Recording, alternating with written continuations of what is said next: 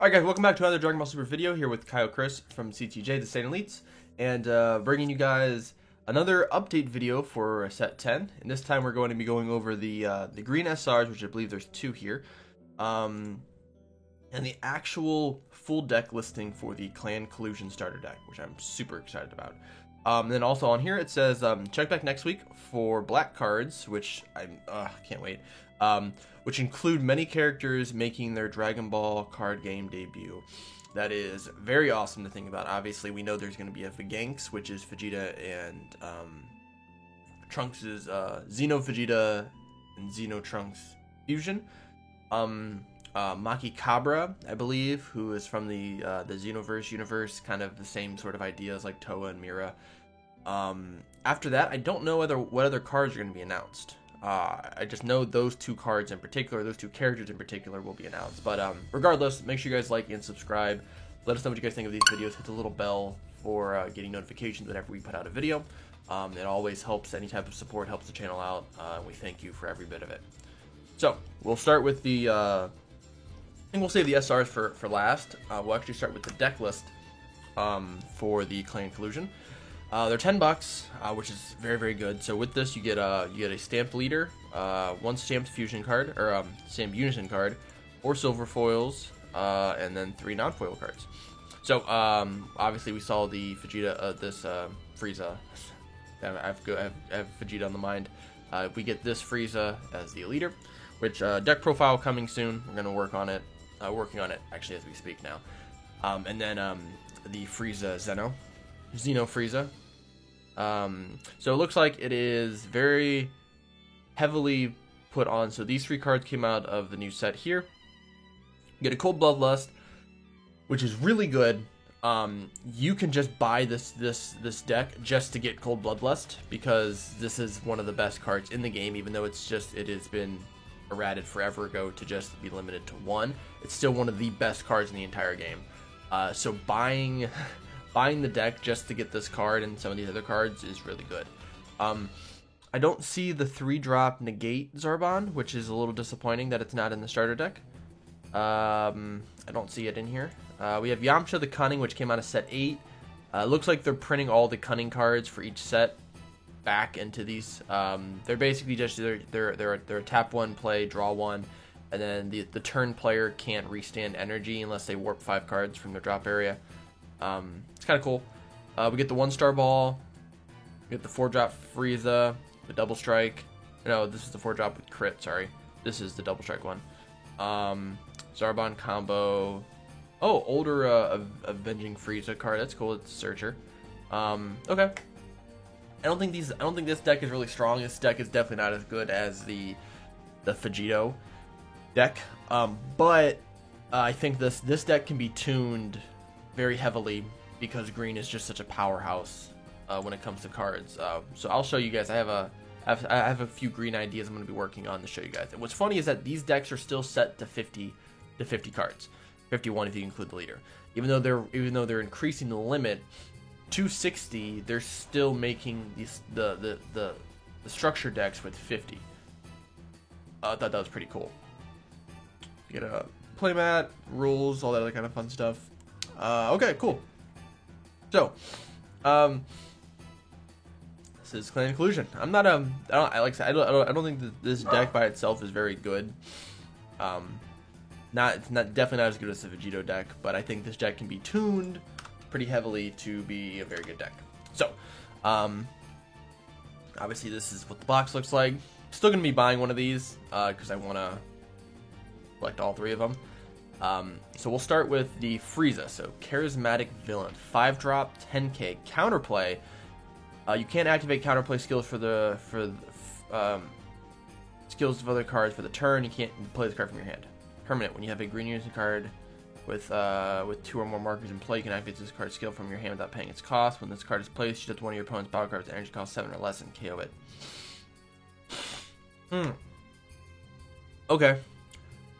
So I'm getting the feeling that SRs in this set are going to be counterplays. The 2 SRs from the blue set, one is a Trunks counterplay The second one is Trunks' Mofuba technique, which basically puts any card back into the bottom of their deck, I believe. This is cool. I like the fact that they're making counterplays in SR, and that they're making them have some use with unison cards. Like, this is a 5-drop counterplay. You're more than likely never going to cast this for 5, but you do have the ability to. But you can also play it out for free if you have a unison card with 2 or more markers. So that's kind of cool.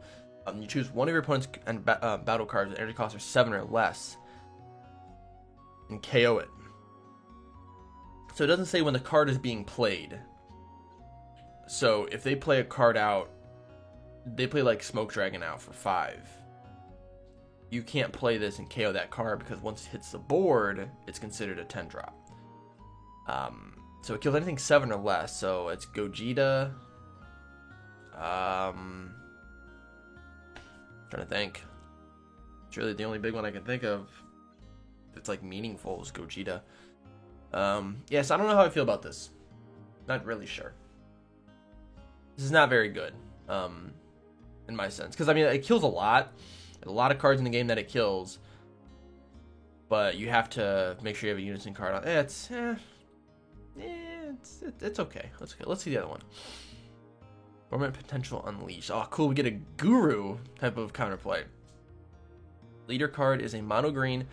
Choose any number of your opponent's battle cards that add up to a total energy cost of 2 and KO them.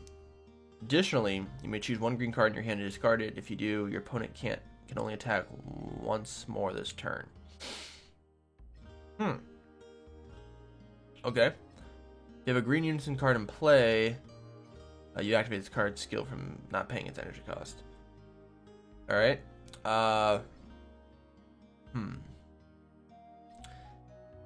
This card is interesting. I want to say this card is terrible, because it feels terrible. But it's hard to say that. So choose any number of your opponent's battle cards that add up to an energy cost of 2 or less and KO them. That's kind of dumb. So, like, this is something that you're not going to be, like, this really doesn't hit a lot of stuff. It's you're going to play this, after turn 2 or turn 3, more likely they're not going to have 1-drops on board. It's just not very good. It's basically they took Shocking Death Ball and they combined it with Flying Nimbus. It's basically what this card is. It's basically a Shocking Nimbus. Just a Shocking Death Ball Flying Nimbus. You may choose one green card in your hand and discard. If you do, your opponent can only attack once more this turn. Now that's kind of cool because if they attack with a battle card, they can only attack once more. So with Nimbus is strictly only for battle cards, while this just makes it so they can only attack once more. So if they have a board of 5 cards, they swing with their unison card. And what's nice about this is it only says they can only attack once more. So they can't attack with dual attack twice. Like how Nimbus says you can only attack with 1 more battle card. So if you have a battle card that has dual attack, you can swing twice basically. And if you have a leader swing, you can swing. But this is you only attack once more. Okay, so actually it's not as bad as I thought it was. Okay, that's kind of cool. And then you can pay it from your hand without if you have a unison card in play. There's only 1 energy, so it's really not a waste of energy. But I can see where maybe not having that, not wanting to use that energy. I want to keep it open for something else.